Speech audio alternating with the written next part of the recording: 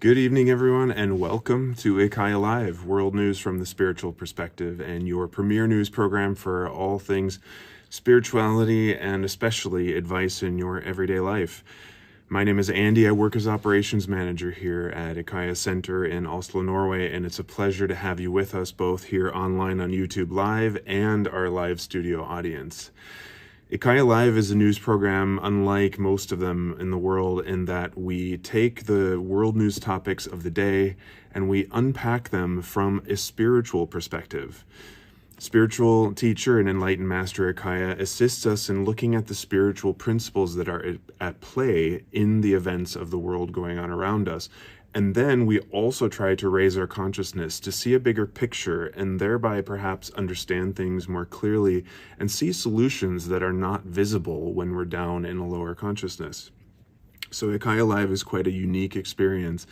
And after a few weeks of more personal advice and how to live your life as best you can and walk your spiritual journey, tonight we are back into the news. As you well know, the world is full of conflict. We humans seem to be obsessed, maybe even addicted to conflict. Even just a month ago, we had to talk about war, and why don't we ever want to stop war? So what we wanted to do tonight is to look at more about the relationships with each other and also our relationship to how we define each other and the sort of situations that we end up in, because that seems to have a lot to do with why we end up in so many conflicts. And, we even in English have a strange word called frenemy, which is like a mixture between friends and enemies. Like, how can one day you be friends, the next day you be enemies, and then somehow you end up in between? Well, that's what we're going to dive into tonight. So remember that IKYA Live is a conversation. It's a discussion. It requires your questions and comments. So please write those in down below in the chat, and our fellow live studio audience members will do the same. We'll feed them into IKYA and have a good talk tonight. And before we get started, be sure to like and share tonight's episode with fellow spiritual seekers, because the more we can spread IKYA Live, the more people who can participate, the more we can raise our own consciousness and those of others, and perhaps make the world a nicer place to be. So tonight we are diving into conflict, aggression, all those things about being human. And IKYA, why is it that we go around and around and around and we can't ever seem to get out of conflict? Well, we're not supposed to get along. Remember, as a life form, we're in this game of evolution and survival, when that's a brutal game where most are supposed to die. It's a competition between different strategies, and the ones with the better strategies are supposed to, live, and the rest are supposed to die. Not necessarily one generation, but over time, right?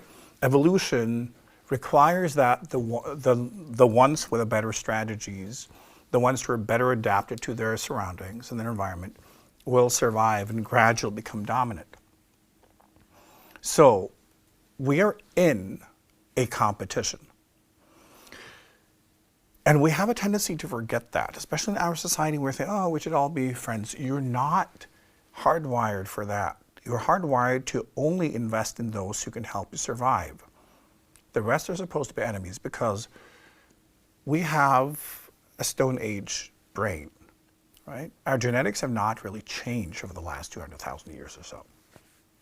So when it comes to who you rely on, are those who you see beneficial for your own survival. Think we lived in small tribes and small groups, and we did that for, thousands and thousands and thousands of years. And that is still our foundational programming when it comes to social interactions and social intelligence. So you rely on that group, and you like them, you love them, you bond with them, because the success of human evolution was that humans went from being self-reliant to relying on other people.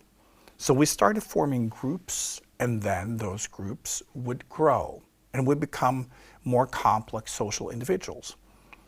But our empathy, our investment would always be limited to our group because the rest would be enemies. They could kill us. We did not know anything about them. And when we compete, the ones who are like, we're on the same team, we know that we depend on each other. That's why we like them. Because they do things for us, we do things for them. It's a transactional thing. Everyone else, they're basically just stealing your food, right? They're competing, and you want to get rid of them. So it's always been completely acceptable for everyone to kill off the competition. You see that among animals and also primates and humans.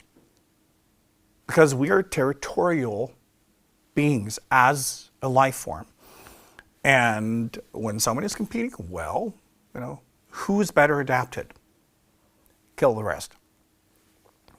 We're still like that. This is why we're so violent. Once we get the opportunity, I'm saying, like, every single human being, every one of you are capable of murder. It just depends on the situation and the motivation. You will always be in a situation where that will be justified for you. So, peace is not a natural state. Peace is simply a temporary situation where you have run out of enemies to kill. That's it. And where the tribe is so big that it is protected, and where the social interactions and how you invest in each other ensure survival, that is peace. But you're still in competition with everybody else. And as we formed kingdoms and countries, the different countries would invade each other and kill each other. It's part of human nature. So what we'll be talking about today is not only that, but also how can we raise our consciousness and operate on a different level? And how can we practice this as a human? Because do not fool yourself into believing that you're not like this.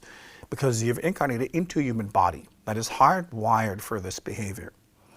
What you need to understand is that your brain will see most other people as insignificant or enemies. So for the most part today, you will see most people as insignificant. And the way you do that is by thinking that you're better than them. This is why we judge each other more than ever. Because when you can think about someone, so, well, that person is like that, blah, blah, blah, you basically decimate them, making yourself feel better because in that moment, they're not competition anymore. It's the lazy way of winning. When you define someone as competition, as an animal, it means that you're going head to head. It means that you're basically competing for the same territory and the same food. So we only compete with our peers. We only compete with the ones we recognize, you're on my level. Everyone else, uninteresting. And the people above you, you may see them as future competition, but we only compete with our peers. So once you place someone beneath you, you don't have to. So when we are comfortable, we prefer sitting in our sofa and judging, because then we don't have to compete. We have already won once we've passed judgment. It's very effective, and it's helping us, right? Because in the old days, in a tribe, when you judged your neighboring tribe enough, you would go to war. That's been the human way. Now we just judge and lay back and eat more candy. So passing judgment is very addictive for this reason. You're supposed to hate everyone unless they can help you. Because just like natural resources traditionally, your emotions and bandwidth has been very limited. And you can't waste your energy. So you should not waste your love, waste your empathy on people that don't matter to you. Only those you see can help you in your own survival. That has been, first and foremost, the people in your tribe. When that concept grew, it will also become competition within that tribe. For instance, who would be the better hunter, right? Who would be the better warrior? But it stopped there. So, understand that in your subconscious mind, you categorize most people as insignificant or as enemies. You have very few people you actually like. But we don't think about this because it's just part of how we operate genetically. For instance, think of everything that's going on in the world. How much suffering there is. Like, do you really care? Right? If you have a cat, you would save your cat, do anything for your cat. But if there's a person going through the worst imaginable, pain, torture, whatever it is, it doesn't matter to you. There's nothing wrong with it, but we need to understand that we're animals in a game of survival. You will only feel empathy towards those who are important to your own survival. So when they're beneath you, you don't care. So you've already defined almost everyone in the world as less important than you. This is also why, for instance, when it comes to driving, 80% of all drivers say they're better drivers than average. We always create the stories that we are better than, no matter what it is. This is also why, friends, when it comes to people who are kind of above us, when it comes to success, for instance, we find ways to criticize them. So, oh yeah, he's a terrible person. I'm sure he doesn't care about people anyway. He's sitting there in this big house being all alone because nobody loves him, right? It's that type of thing. And they would say, well, if I had that type of money, of course I would give it away because I'm such a wonderful person. So we create these stories about the people above us, that they're really beneath us, and then we feel really good. And we create the stories that we are winners because we're supposed to. And in the game of evolution, we then are supposed to create these bloated positive stories about ourselves and then go out into the world and behave as if we're that good. And then life will correct us if we are wrong. If we win, we win. Because in the game of evolution and survival, winning is truth. Ethics don't exist. It's only the winners that survive, and therefore they carry the DNA, and that becomes truth. So, but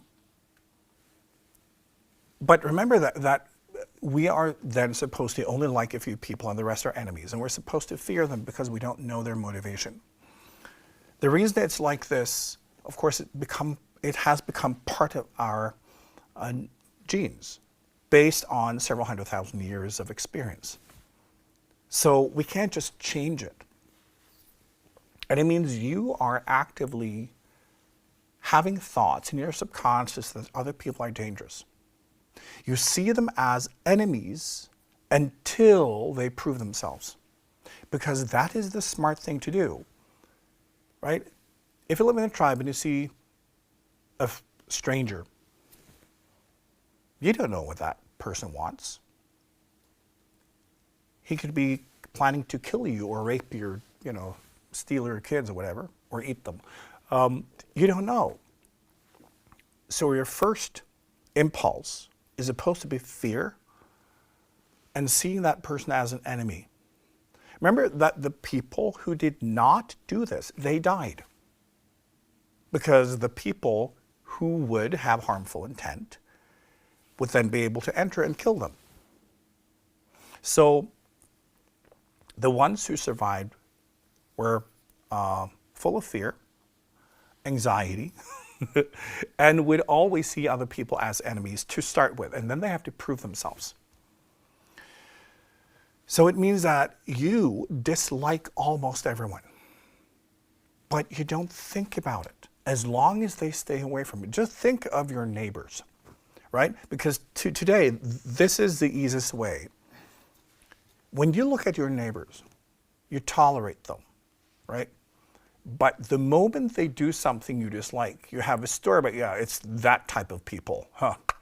people, right? They're just annoying and they're doing it on purpose. We immediately draw that conclusion. We see them as enemies already. They should stay away from us. And it's because you need to focus your energy on the people you think can help you survive. Right? So hate, negativity, criticism, that's our kind of staple energies and states. It's not love and empathy. We have to learn that. And then it's also very selective. Hate is for everyone. Right? Anyone can be an enemy. Only a few people can be friends. Only a few people are worthy of your love. You can say, oh, I love everyone. Yeah, well, you will not act on it. You will act on your hatred. You will act on seeing someone as an enemy. Right? So this is our biology, and it's kind of funny. When people say, well, we're not animals, yes, we are. In spiritual work, I find it so important that we embrace the animal, that we understand this life form. Today's human is a transitional life form. It's not an end product. Evolution moves on. Humans, as a defined life form, is very, very young. As I said before, when you look at evolution on this planet, a life form will normally exist for about 100 million years. Humans are just getting started. So let's say that humans will exist for another, 98 million years. We will not be the same. When you look at how humans were 100,000 years ago, 200,000 years ago, we're just getting started. So we have a lot of these very primitive ways of being, and over time, like in 1 million years from now, humans will look very different. But right now, we're just domesticated animals, right? And we need to embrace that and not pretend, because in spiritual work, we learn to include everything and then love it. We have to love these parts of ourselves too and understand that it's why humans have been successful. So, because I've explained this principle before, only the negative things can kill you, right? Only the dangerous individuals and animals and people can kill you, so you're looking for them, and you will always have to anticipate that people have harmful intentions, because that's how we have survived. The ones who thought that way survived, and over time that became the domineering programming. So, always looking for the negative. It's our default. So think of also as in a neighborhood, you will assume that everyone there is basically assholes until, they can prove themselves. But if they do something you don't like, you will, yeah, I just knew it. I knew it. And it also means that we are competing within our group. Remember that, for instance, in peaceful countries, instead of having an outer enemy, people will start to attack each other. Because once we don't have an outer enemy, one will have more diversity. Peace means that people think, I can do my own thing. With an outer enemy, everyone will kind of stand in line and have a common goal. Without that, we think, I can just do whatever. And that will create more diversity within that group. It's a way for nature to keep evolution move on. But when that happens, at some point, there will be conflict between the different fractions within that tribe or group. And then they will have to figure out who's got a better strategy. It never ends. It comes down to your own family. And the reason why you have conflicts within your family with your partner, it's the same reason. It's the fight over who's got the better strategy for survival and who should then dictate everything. It's always part of it. You can never escape it. But in societies, when there is peace, people start attacking each other within that group. And this is also what we're seeing in the West. People are attacking each other.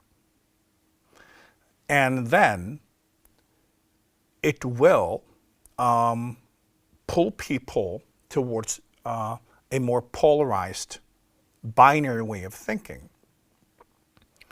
Our animal brains are more binary, meaning like right and wrong, black and white, and that's basically how we make important decisions. We need to boil it down.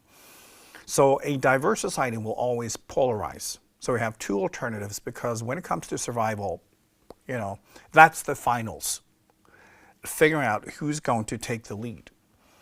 It always has to be two candidates in our brain. We're not good at dealing with complexity. So we always end up there.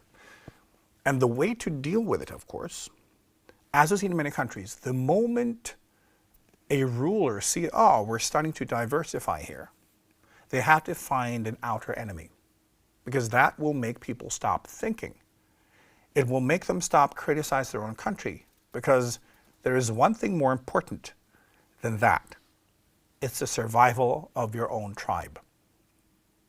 So leaders throughout human history have been using this trick. It's the oldest trick in the book. Once you see diversification and thereby criticism of government, you just find the outer enemy and everyone will stand in line, because now we have to be in the same team to save our culture and save our country. It works every time. We're that stupid, and it works. So everybody's doing that. Even in our part of the world, we can say, no, we're not doing that. Well, look at our history. Even in recent history, it works. Because again, we're that stupid. So we always therefore create the story of them. We need enemies. The thing is, how we understand ourselves is not based on what we're for, it's based on what we're against, because what we're against can kill us. So separating out the dangerous influences, people, animals, factions, whatever it is, that is what will make us successful when it comes to pure survival, right? Both when it comes to basic survival, territory, food, water, all of that, but also hierarchical survival, which is a social survival. So defining what's dangerous, what we should stay away from, the rest is, oh, this is us. So people will more easily bond over who they hate than who they love, who they are against, what they are against. This is why, for instance, when you look at protest organization, right? They're together, and you know, that feeling of righteousness, that's so delicious. It's sexual. And so when you're against something, you will often feel a much stronger energy than when you are for something.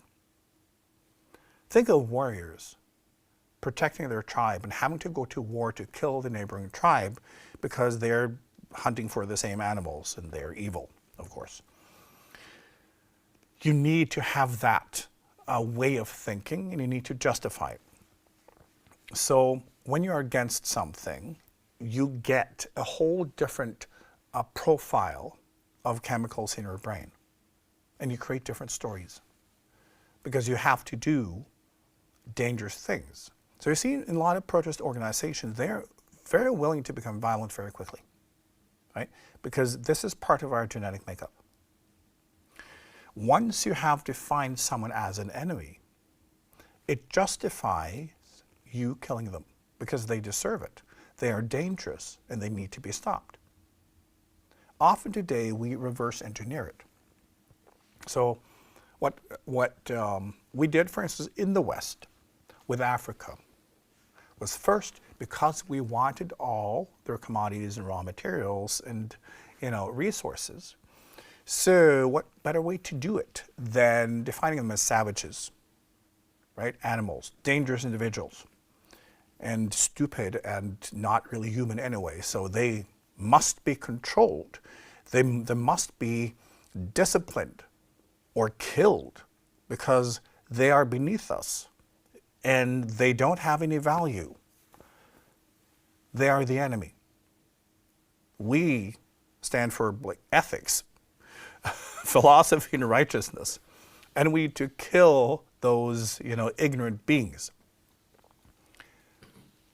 Because then, stealing all their raw materials and resources is almost like helping them, because they wouldn't know what to do with them anyway. This is how we think.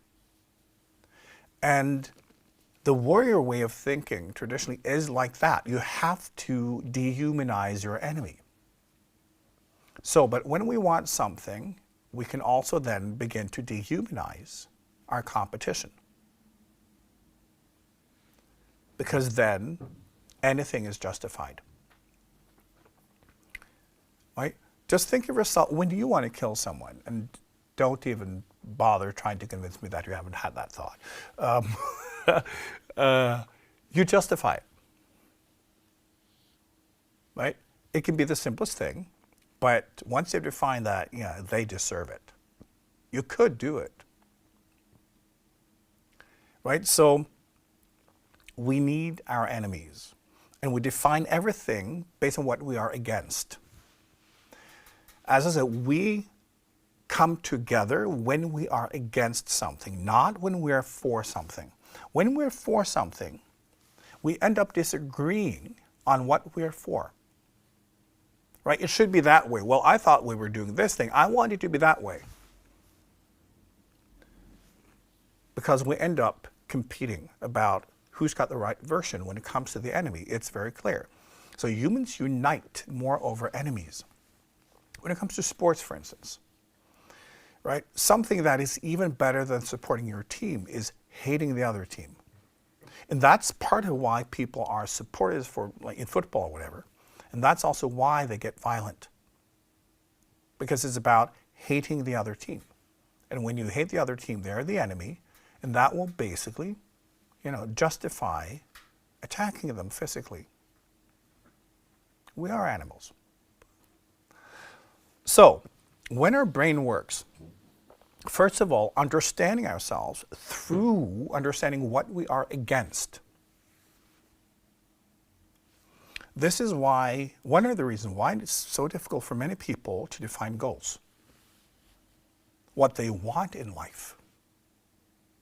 Because in a normal tribe, that would not be a thing. You had to know what you're against.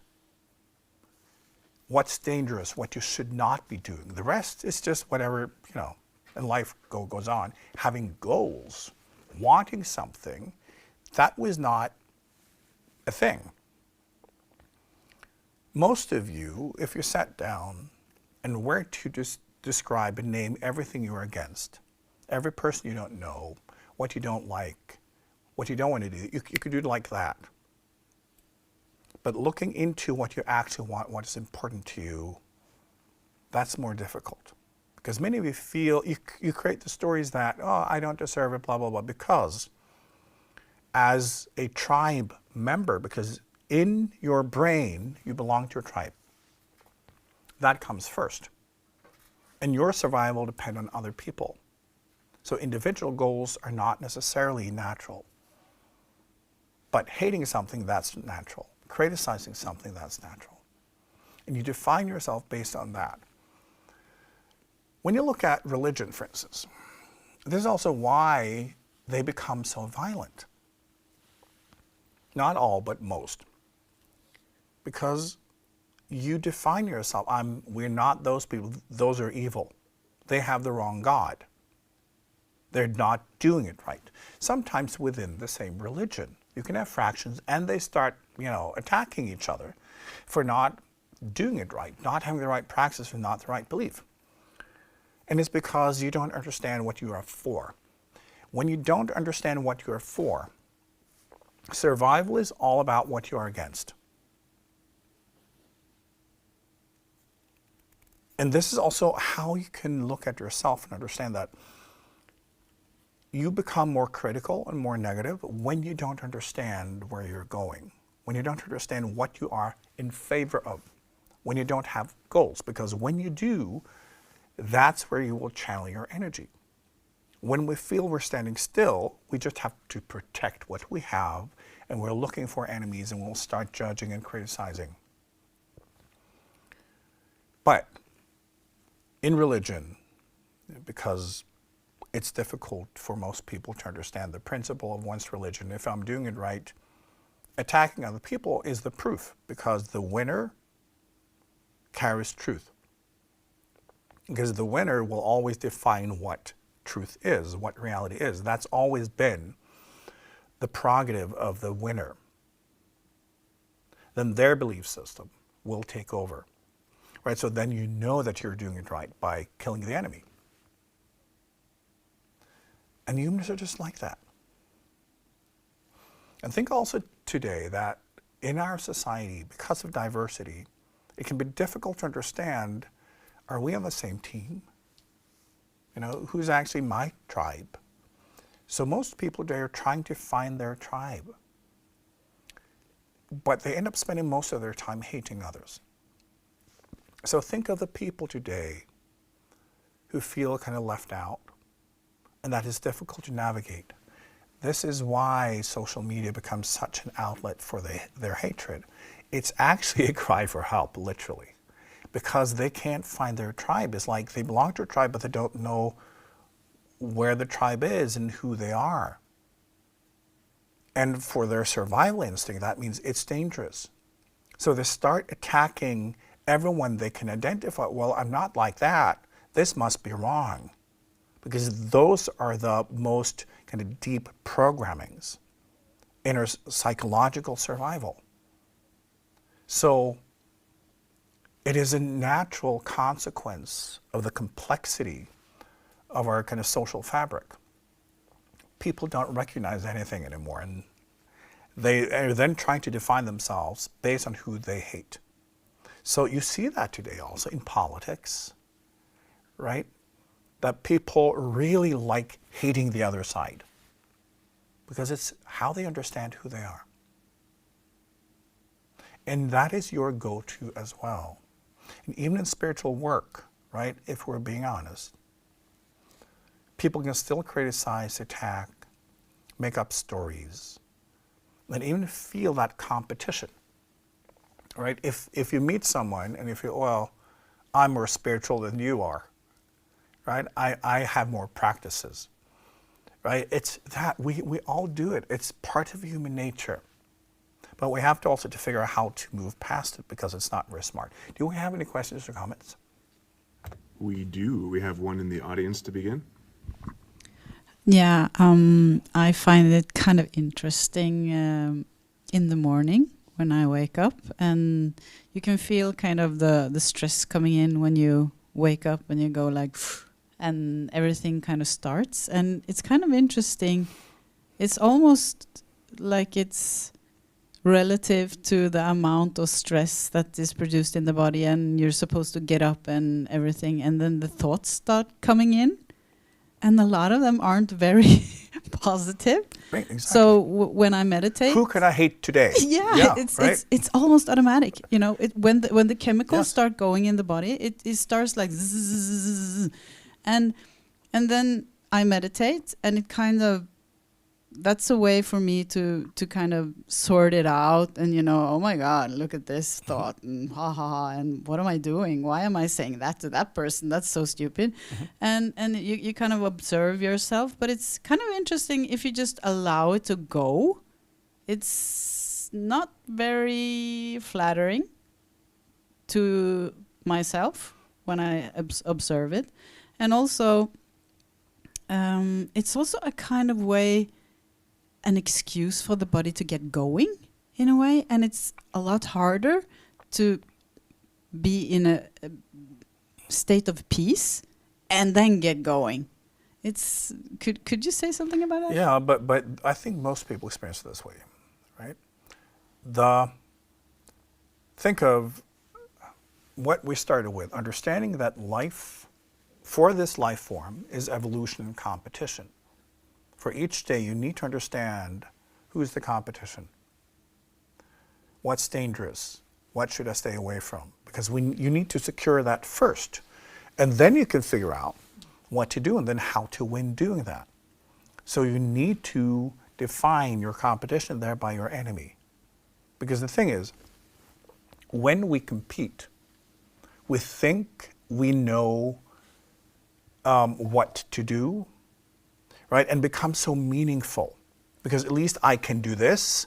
And when I'm really good at this, it means that my tribe will need me because look at me, I'm a specialist. So whenever we compete, we feel that I'm really good at something. So starting the day hating everyone is quite natural. And again, today we like fewer people than ever. Understand, like when we lived in a tribe, and we may be related to like 50 people our entire life. And we depended on all of them, and that we would have bonds, that they would know us, they would understand us. And if we saw a stranger, we would kill them, you know, and then life would move on. And because of the complexity, we're still really not supposed to like more than a few people based on the transactional value of what can help us survive. Everyone else will be a potential competitor, a potential enemy. And just think of that. If you're really, as a life form, supposed to only like 20 people, and then you have 8 billion other people you're supposed to hate or feel are insignificant, that they could just die. Right? So, but it's important today to understand this, because this is why we complain more. People are not satisfied. You can go to a restaurant, most people feel, nah, it's not good enough. Nothing is good enough, because we don't recognize what's my tribe, what do I stand for, and when the brain says, I don't know who I am, you have to start criticizing. You have to start defining your enemies, because that's where you start. Not that one, not that one, not that one. We learn about ourselves through a process of elimination. Just like, you know, when we try to learn about things we don't know anything about, just like food, for instance, right? The best way to figure out what you like is to try a lot of different things. No, I don't like that one. Not that one. Oh, this is nice. I don't like that one. I don't like that one. So it's basically eliminating what you feel is not productive for you. And we're supposed to kind of save the good parts. And then we're supposed to build our lives based on that, which means almost everything to you is garbage. So is it for everybody else. And by being critical, it's also the brain recognizes, oh, wow, this is not for me. I recognize that this is not in line with my values and my beliefs. So I have to remind myself that this is harmful for me based on what I believe. So I have to say something negative, I have to hate it, because that's how I psychologically will push it away. So only what I feel is in line with myself, my needs, and my beliefs, I will accept. So, and because we're more and more people, more and more stuff, we end up spending most of our time hating everything. And it's a conscious process, and yes, it is automatic. People are not even aware of it today, because it's there all the time, right? And for many people, it's like they can feel almost surprised when they feel empathy towards someone, because it's so unusual, right? Because we're so used to being in this state of fear, stress, and hate. But it's completely natural. And living the way we do in our civilization is not natural. This is why we're so confused, and this is why we become so negative. So, and also understand that when it comes to sharpening your survival skills, it's not the ones you love, because they will help you. It's the ones you hate. It's always the competition. In all areas of life, who makes it better? Your competition. That kind of spikes something. And you can also see, for instance, when a country or a tribe or a group goes to war, they're willing to drop everything and pull together. And one can, make astonishing breakthroughs and positive changes, because everyone is pulling in the same direction. right? So we are hardwired for this. We're not used to love and positivity. As I say, like, peace is simply running out of enemies to kill. And even in our society, when you think, oh, we live in peace, no. The world is always at war. The thing is that it's being fought by professionals and in different ways. But there's always a world war going on, right? You have the Cold War, you have intelligence, you have the economy, you have this or that. There's always war. But you don't experience yourself taking part in it because someone else is doing it. Just like, again, in a tribe, if the tribe is big enough, taking care of security will be specialized and you don't have to deal with it. Doesn't mean that it's not there, right? So we live in an illusion right now, believing that, oh, we're peaceful people. We are not. Absolutely not. And often, you know, when we talk about freedom, I think freedom is such an interesting concept for people in the West. Because the type of freedom we want is being able to do whatever we want, meaning that everybody else will have to adjust to that. So our freedom means enslavement of other people. In our part of the world, well, all cultures really, they've all demonstrated this. When people feel free, it's because they have enslaved those with a different opinion or a different way of living. There's always that. The West colonized the rest of the world, dictated the rest of the world how to do things, stole all their resources, and we're good people because we can make art. You know, we have the time, we have the luxury, we look at everything we've got. And we're not peaceful. Again, the peace is simply a result of us dominating and controlling. So when you look at how we function as a society, it's about control. Understand that when we want to survive as individuals or as a group, we need predictability. For instance, when we figure out, oh, I can eat this berry, I can eat this fruit, I can eat this animal, we want to control the resources. We want to control access and make sure that other people don't have it because they are competition. So we want control. So freedom for us always means less freedom for someone else, especially if they exist in the same space. So freedom and power are very much connected in human behavior and the human brain. But because in a big society we let professionals deal with that, we don't see it. I can be free. No, you can't. Everything in your life, now at this point, depend on other people, other specialists, right? When you look at absolutely everything in your life, you didn't make it. You didn't invent it, right? You didn't design it. You didn't manufacture it. You didn't service it. You didn't make it available. You're just there. I said, I just want to be free. Well, dig a hole in the ground in the forest, move out there and see how well you will be doing. You will not. That's freedom. So the thing is, the concept of freedom that we have is a complete illusion.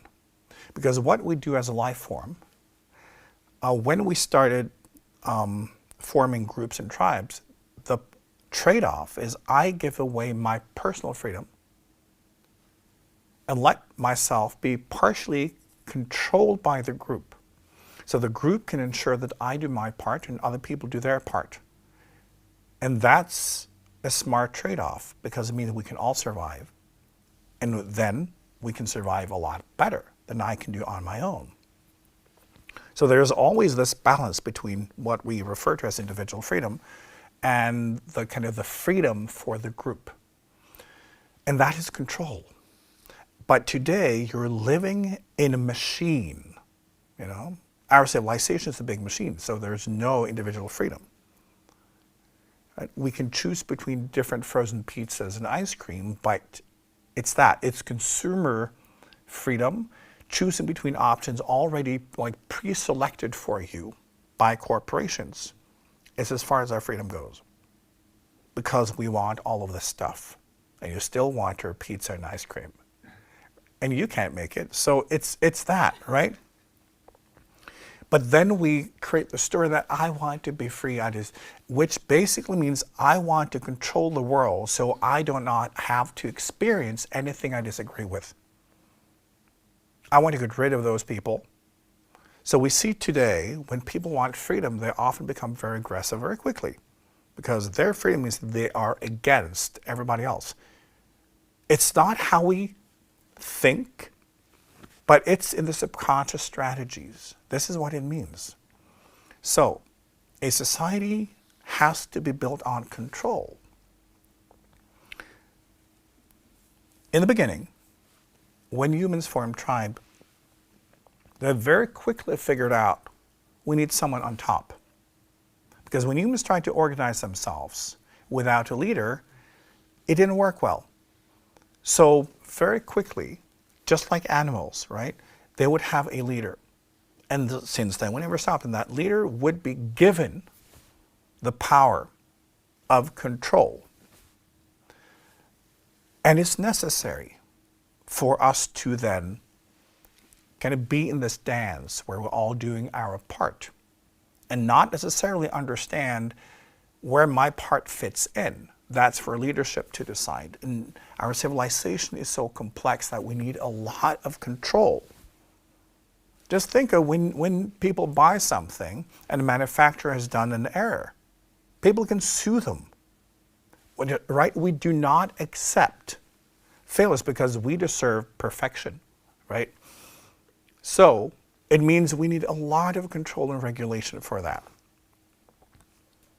So we end up with more and more control. The fun thing is, since your freedom is really based on you controlling everybody else.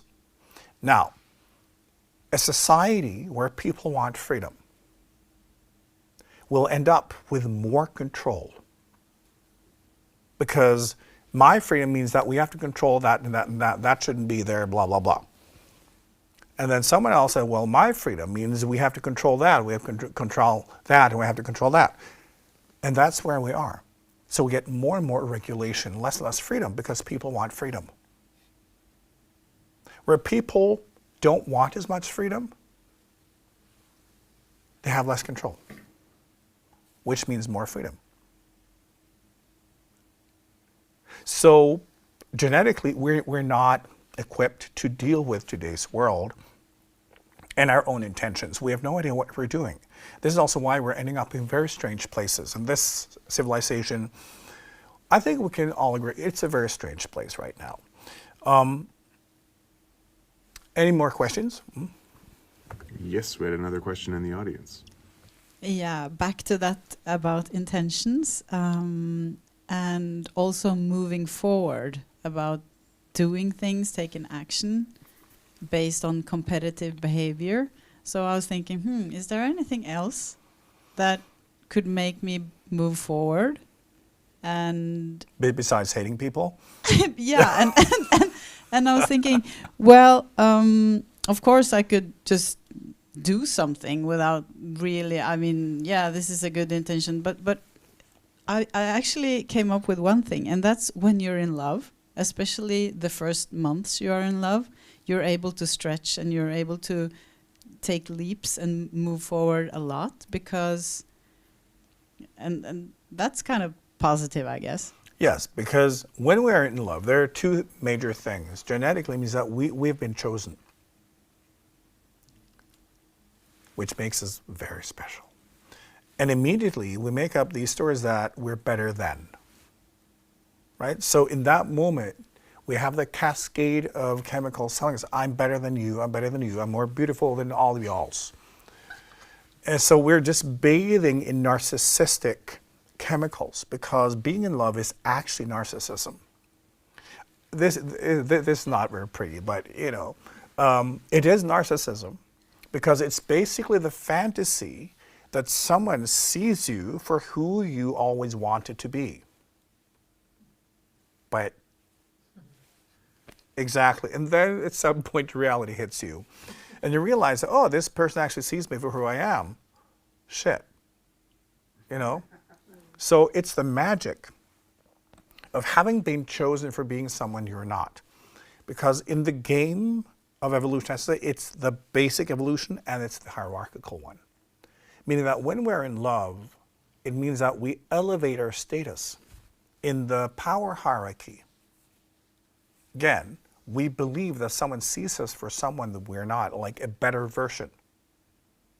And that will make us feel wonderful, of course, because we all want to be seen as the very best. Right? So both parties live in this narcissistic fantasy. And that will then also form a commitment, because that's an agreement. Right? I see your talents. You see mine. We're a power couple. We can survive everything. It's actually more of a transactional state of recognizing, I need you for my survival, and you need me for your survival. And then through chemicals and all of that, we kind of calibrate and we become a team. So it works. But often when we move past that, it means that within the end of that, we are supposed to having established more of the understanding of how to do this for real. When we don't, we crash. But if we utilize that, we can establish practices that can turn into very successful kind of couple survival. So it is very positive, but it's also understanding that it's the ultimate narcissistic state. Yes. So I've been sitting here. The principle, as I noted it, one of them that you've taught tonight is peace is running out of enemies to kill.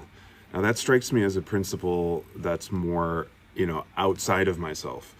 And this is IKYA Live is all about the spiritual perspective. And I'm curious, how do we translate that principle to the inner? What does peace look like on the inner?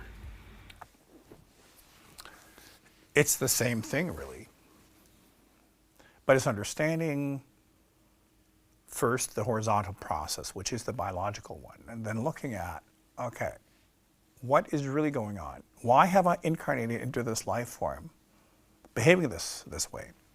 I think it's important first to acknowledge the life form, because when we live in a fantasy about the sheer brutality of this life form, we often underestimate our own patterns. Once we include the biology and also the kind of animal parts of being human, we can have fun with it. And we can let it mirror us, and we can understand also what it means spiritually. So, of course, how to move out of it is through abundance. Now, abundance horizontally means that you have enough so you can give. Humans are only generous when they feel they have enough, right? That's when we start relaxing. When we have enough, most people feel it's a joy to give. When we don't have enough, we don't want to give at all. So, rule number one is to establish abundance in the heart. It's loving oneself and one's life until it kind of runs over. And that can be very difficult. Now, before I go into that, it's one of the reasons why it's so difficult is because we have always been depending on other people to survive. And we need them. And we need to make sure that our team is the best one. We want a good tribe. So when we feel that we invest in someone, we expect that they deliver what we need. Right? In a tribe, if someone's like, well, I'm the greatest hunter, well, go out there, and then they come back with, no food. That's dangerous. So once you invest in someone based on your belief about who this person is. You expect them to deliver, right? In relationships, also with friendships, colleagues. This is why we get disappointed. Because we immediately, when we connect with someone, we create a tribe in our own head. And we create the expectation of that person doing something and delivering on a certain level that you see necessary for your own survival. May it be like fiscal, emotionally, or professionally, whatever it is. And when they fail, you will believe that, oh, my life is on the line. It's also why, for instance, how people, what people say about you, what they feel about you, becomes so important. Because think, in a tribe, if someone does not like you or like your performance, you are supposed to take it in and really feel a guilt or shame so that you change, so that you want to satisfy, so that you can meet other people's expectation. Because if you're not meeting their expectation, maybe actually you're doing something wrong, that you need to pull yourself together and go out there and gather food or whatever. So we're supposed to be extremely sensitive to how other people judge us. Because it means if they're not happy with your performance, you're supposed to feel bad in your tribe. But now, because life is so difficult, we don't know who that is. So we are sensitive to comments from random strangers, right? Many of you probably through social media had someone comment something and make you feel bad. Someone you will never meet, right? Someone who's completely irrelevant to your life, and yet you can feel shame and guilt in that you're not good enough. It could be anyone, right? So we are so sensitive to criticism because we want to do our best. So when someone says something negative to us, we're supposed to react as if we've done something wrong. We need to meet expectations. The challenge today is that everybody hates everyone else, and we have so many different ideas of how things should be done. So no matter what you do, most people will hate it. They will tell you that you're wrong no matter what you do. Only people who see it beneficial for them will like it, if it mirrors them in a positive way. And it means most people will hate you. This is also difficult for many people today to understand and accept. I'm sure you see yourself as a wonderful person, always doing everything you can and trying to be just and fair and like give yourself all that. Still, most people dislike you. Just the way you dislike most people.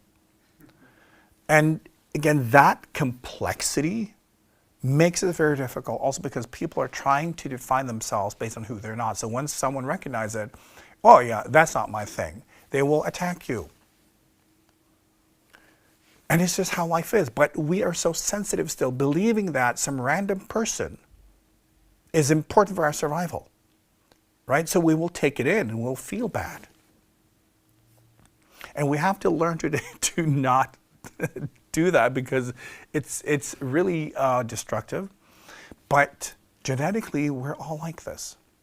When someone says something, it's supposed to really penetrate. We're supposed to feel terrible until we can come up with a strategy to perform better. Because it means you've not been doing your job.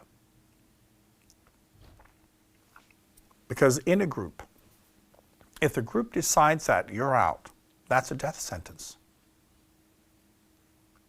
If you can be replaced, that's a death sentence. So we are all afraid of that. Even in this world, we react as if it can kill us. You know, and even, you know, what I find so funny, people, when they don't want to listen to me, for instance, they will try to find ways to then criticize me. It could be like the way I look, the way I speak, the way, like whatever it is. Because they have to decimate me so they can basically make me insignificant. They have to like place me on a level that is beneath them, because the brain will always say, I don't have to learn anything from someone who is beneath me, right? When someone is on a lower level, they have nothing to teach me. Because I'm better than that person. Right? So whenever we don't want to listen to someone, we will immediately try to find something to criticize. So, aha! Because then, the moment we can place them beneath us, we don't have to listen. Because if they are beneath us, they got nothing. So I often, tell people that please just criticize whatever, because it means that your subconscious is recognizing, I should actually be listening to this, but your ego will not allow you to. So you're just trying to find something to justify placing me beneath you, to basically make me into someone you don't have to listen to. But it only happens because you know you really should. So, so whenever people kind of find something to criticize, please, whatever, do whatever you want. It's your story. It doesn't hit me at all because I understand what's happening. And I encourage it. Because if you can look at your criticism and find things about me you can criticize, and then you choose to listen, then you're getting somewhere. Because then you're challenging your own patterns. But when you feel that you need to kind of criticize me to kind of relieve yourself of the opportunity to listen to what I'm teaching, it simply is, sure, that's your right. And all, people are doing this to each other all the time. So we all need to learn to relax about criticism and attacks, because in this day and age, it will increase. People are getting more and more desperate. They understand less and less about who they are, who they can kind of trust. So they attack in all directions. And you see people who often define themselves as loving, loving and just and ethical, and they can completely explode, right? And yell and criticize and be nasty. And in their mind, they're just defending themselves because they are, right? But we are animals, and the more advanced we become as a society, we also become more primitive as people. And we can see it. So people have less boundaries when it comes to expressing their negativity and criticism. And they're attacking. Again, in the States now, I think around 20 to 30% of the population sees violence as a potential part of the political solution. Right? People are more and more willing to use violence. And it comes from this. And we need to move past this first as individuals, and especially if you're involved with spiritual work, because this will just escalate. And it is escalating through war, through different conflicts globally. And that will increase until we figure this out. And I'll explain how to do it. But first, a question. Yeah, we've got kind of a cheeky both comment and question, but it's kind of interestingly relevant. So based on the teaching tonight so far, our genetics would say that to avoid conflict, we should just lean into seeing ourselves as better than everyone and seeing everyone as irrelevant.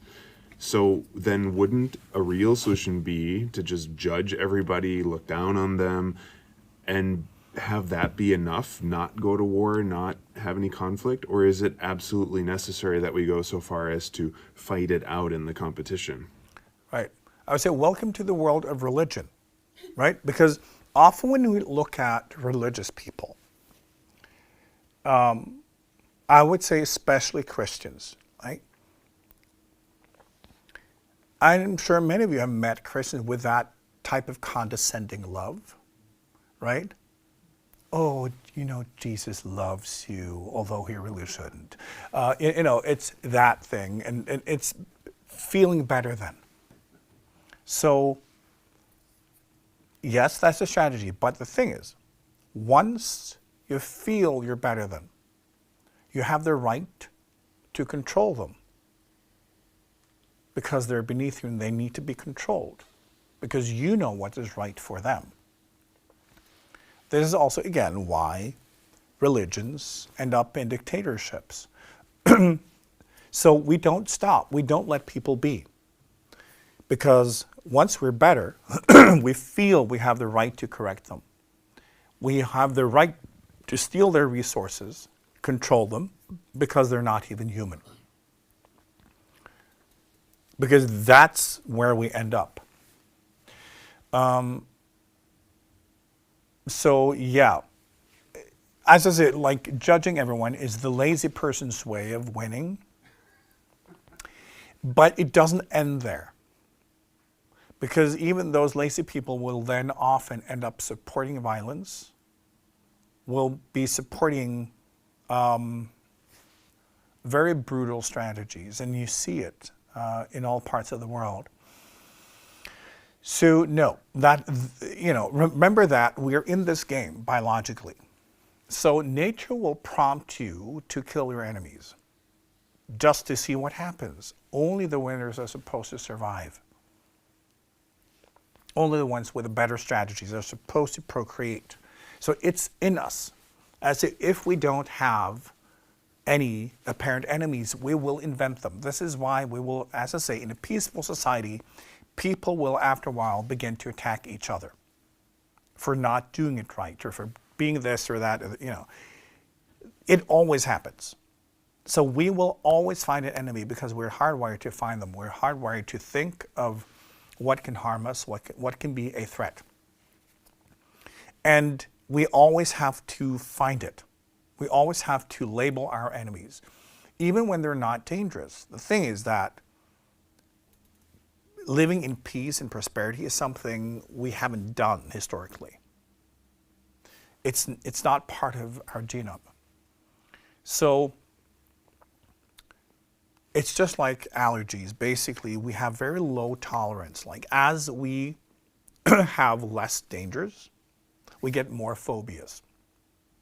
Because our DNA is convinced that there has to be like very dangerous things here that can kill you. And when they're not, your genes will still say, well, the dangers are there. You just don't see them. You just have to look more closely, unless you can die. So you look more closely, and you can't find anything. Well, look more closely. It's absolutely there.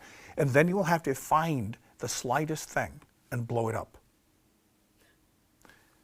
Because you need to find the enemy. You need to find the dangerous animals. Instead of it being a tiger, it's a disgusting fly or a little spider. Because you have to find the dangerous animal. So it will be whatever. And you have to find the dangerous people. So if there aren't any, well, it will be the neighbor who's watering the hedge the wrong way. And that's a huge problem for everyone. We have to, because we live in this map from the Stone Ages.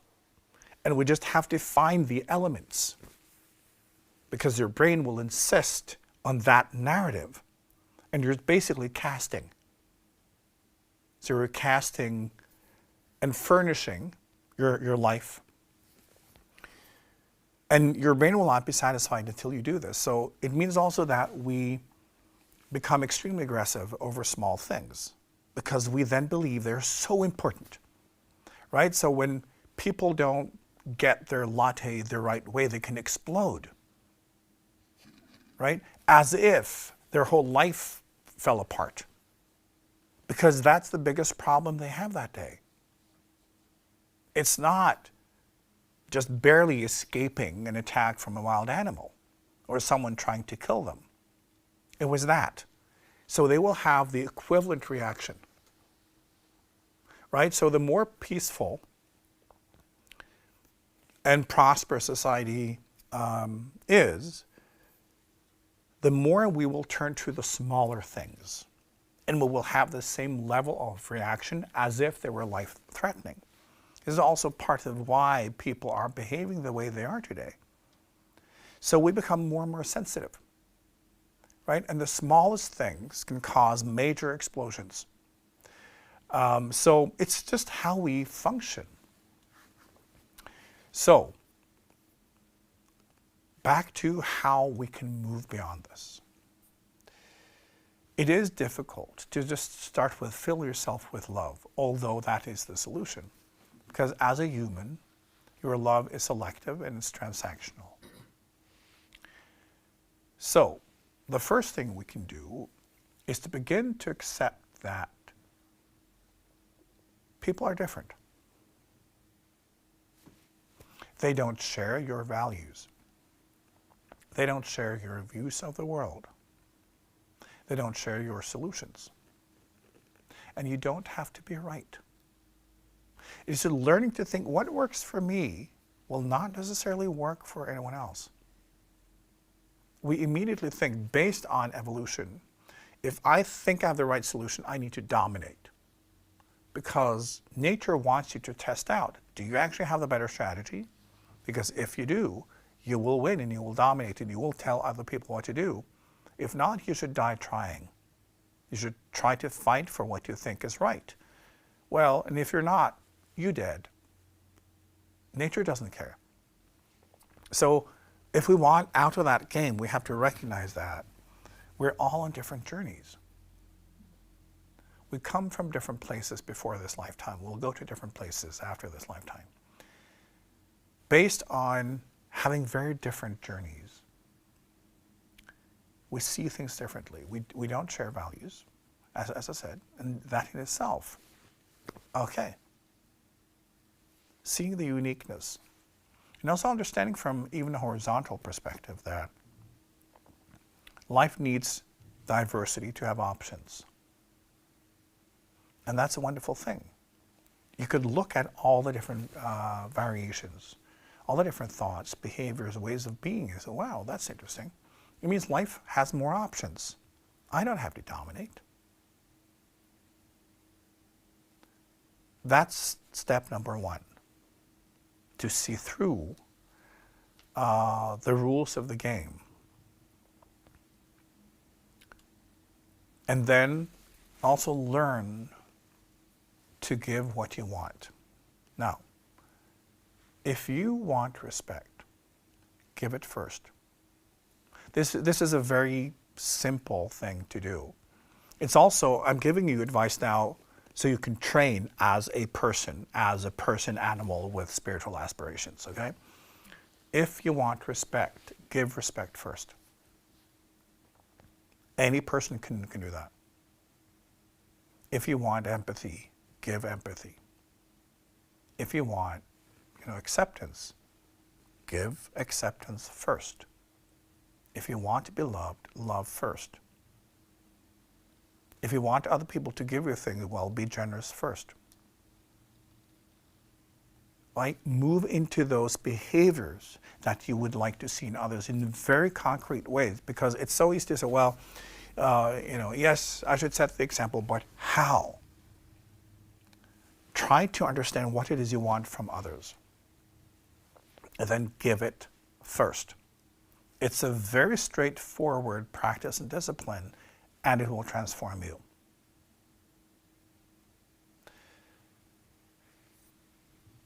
Back to your own heart and your own self.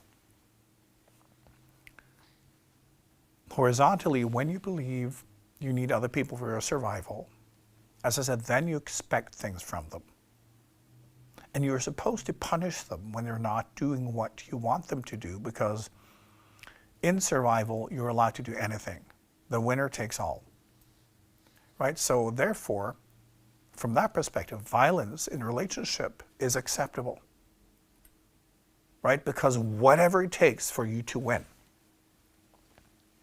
And it simply means that you are so dependent on the world around you. And you see often that with violent people. They have no substance. They have no kind of contact and connection with the self. Everything is the world around them. So they rely on it, therefore they must control. They need other people to do exactly what they want them to do. And this is why they become violent. Because the moment someone they have invested in somehow are not doing exactly what they think is necessary, they feel they have to defend themselves by attacking. So people who are violent are normally just afraid of their own survival, and they don't understand that they have it in them. They have no sense of flow. They have no sense of connectedness.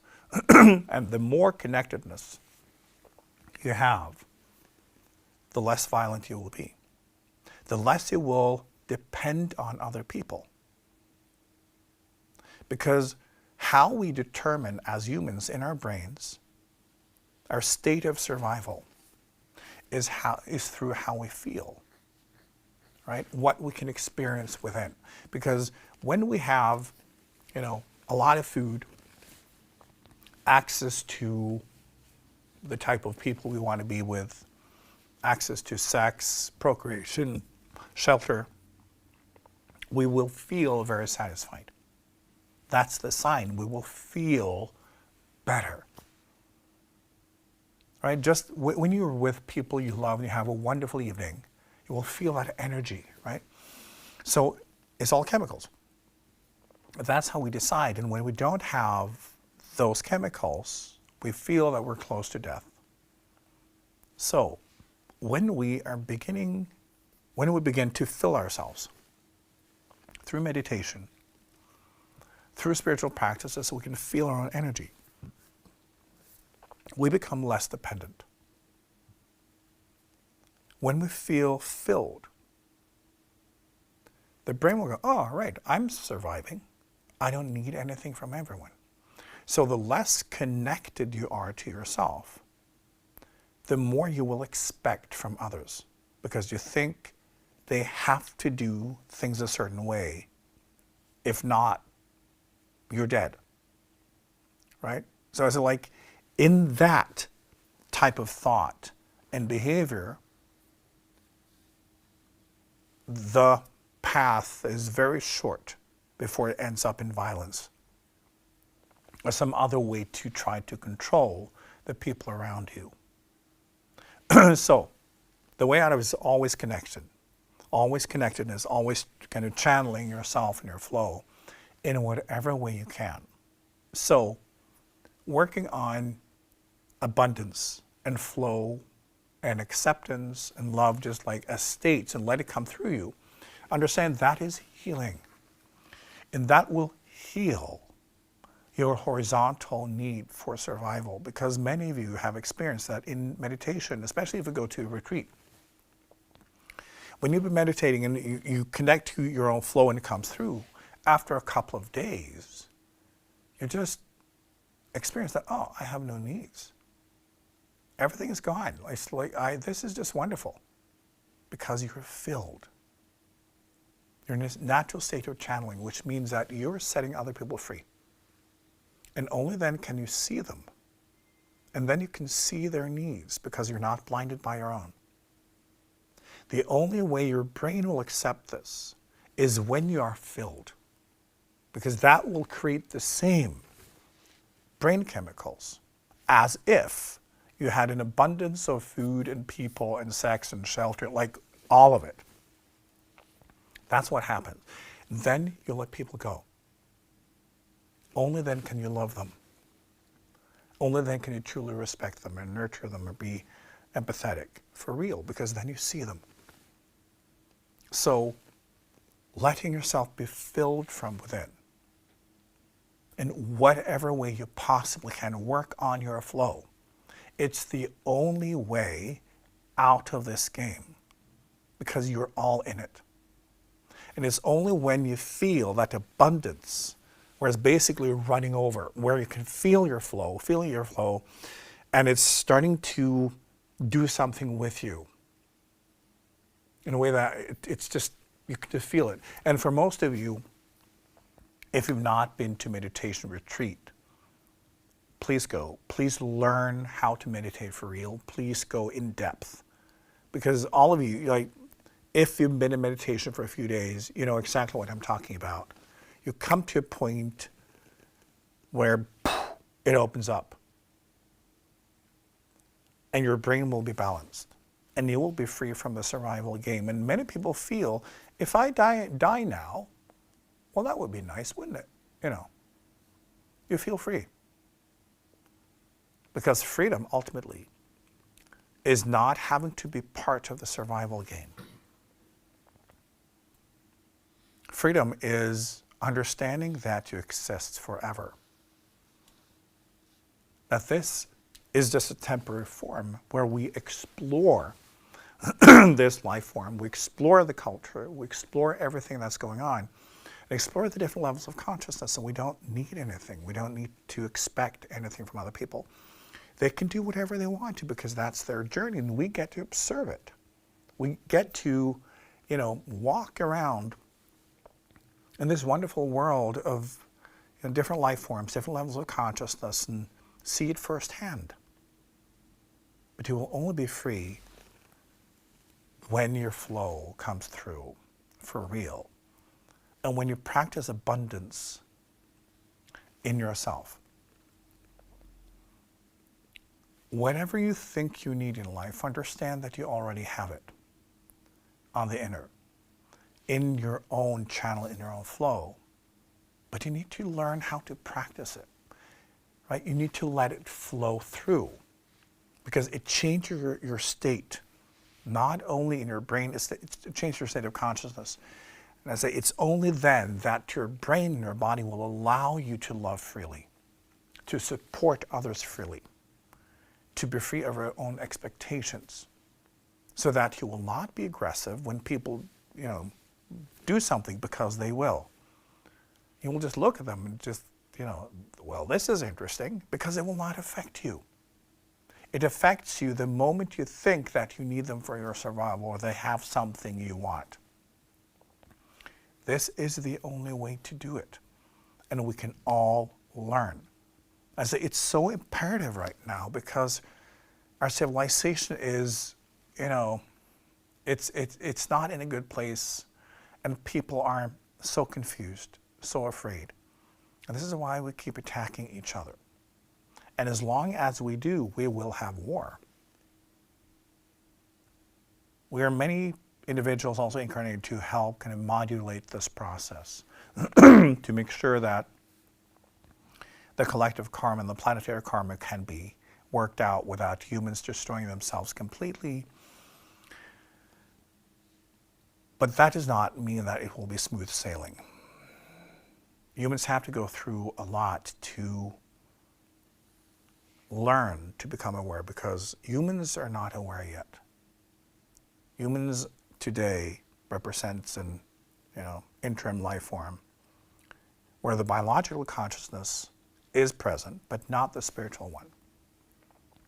And it means that survival is about grabbing as much as you can, controlling as much as you can, fighting your enemies, competing, doing all of these things. And it means destroying the planet and destroying each other. The only way past this is raising consciousness and becoming aware spiritually. And biologically, this is not natural for humans. It's something that humans have been experimenting with only for the last, 50,000 years. It's relatively new. At some point, it will become part of human biology that the vertical consciousness is present, and everyone will just understand that this is just a lifetime, this is a life form, and one can have fun with it. But for now, everybody believes that everyone else has something that they need for their survival, and they deserve it. They are entitled to it. And the more we move in that direction, the more dangerous it becomes. The journey has to go through the inner channels. It is only then you can find peace, true peace, because you stop fighting yourself and with yourself. And when that happens, you stop fighting the world. Right? But understand that in your flow, all is already given. The best investment you can possibly do in life is spiritual practices, real meditation, like learn how to do it for real. To have a practice that gradually will change how you operate, how your brain works. humans are more involved in negativity than any other time in human history. It consumes more and more of human thoughts and emotions. And that is the energy and the vibrations that humans are broadcasting. What do you think will be manifested? Each and every one of us will have to do this individually. And you can't expect the rest of the world to change as well. But your journey on this planet can be very different. Learn to respect people. Learn to listen. Learn to be kind of present. The moment you let go, understand that you don't need anyone, that you have everything in you. The only interesting thing to do is seeing how you can contribute to the growth and healing in others. Because you don't want anything from anyone, right? You can see them clearly. You can participate, but with a very different intention. Because you don't care about your own survival anymore, because you know you exist forever and it's also a lived reality in your physical body. That's when you can begin the journey of spiritual service. This is when you can truly help. So learn to just kind of live your own life and let other people be. Just let them be. They are of no consequence to you because you don't live in a tribe anymore. Right? To me, working with what we've been talking about today is interesting because it becomes so clear when you're able to raise your consciousness and when you're not. True spirituality can't be faked. Right? We need to be honest in how we look at ourselves. Because often in modern spirituality, people are faking and posing so much. But this is an area, if we want to be honest, we can look at ourselves. We can look at our thoughts and behaviors and attitudes and we go, okay, I'm still doing that, so this is my level of consciousness, and that's okay. Because otherwise, when we're posing, we're actually competing. We're just in a different variation of the game where we want to be the more spiritual person and we can show it. You know, so learning to relaxing all of that and to be true and be honest. I'll say that's such an important key to true spiritual work. It's self-observation and to be really honest when we then look at ourselves. Because only then can we unfold what is true within. We cannot unfold illusions. Right? And again, when we are in an untrue place, we will depend on others. We will expect. We will compete. We will criticize. We will judge. And when we do, that's okay, but also understand what it is you're doing and what type of consciousness you're in. A spiritual consciousness is giving, not a condescending giving. I am giving because I'm more pure than you. I'm more spiritual. I have a higher consciousness, so you need that thing. Please don't do that. Just do what is natural when you are free. When you feel that other people are stopping you from being free, it is actually you who are kind of like interwoven as part of the transactional game of survival. Because spiritually you're free, but you can only be free when you set the world free from your needs and your expectations. Do not fool yourself. Spiritual work is not difficult. It's challenging. But when we peel away all the belief systems, all the fluff, it's clear cut. And we can all learn to see where we are at, if that is our intention. That's also what I'm offering you when I teach is gradually for you to learn how to observe, how to understand exactly where you are in your own spiritual evolution, and then how to work with it and how to get results. It's very simple. So the conclusion here is, you need to overflow. Just try to connect with this right now. If you understand that everything can come from within, just try to feel that you have almost like a waterfall of spiritual flow coming through you that contains the full spectrum of everything. And you just let that flow through you. And you let that adjust your brain. As I said, your state, how you feel, will determine how your body sees your level of survival. When you open yourself up to spiritual abundance, the world becomes a wonderful place where you expect nothing, where you hold nothing, and where you do not try to control anyone because you don't need them. But from that moment on, the world needs you. And then you have the opportunity to lift. You have the opportunity to influence the world in such a way that other people can find their own path.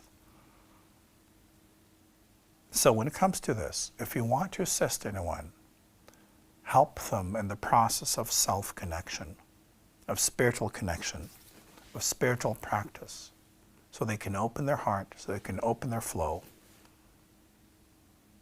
Because that's when natural generosity and gratitude comes. That's when we start seeing each other for real, both as humans but also as spiritual beings. And we can lift and we can heal. And that's how we can all get along.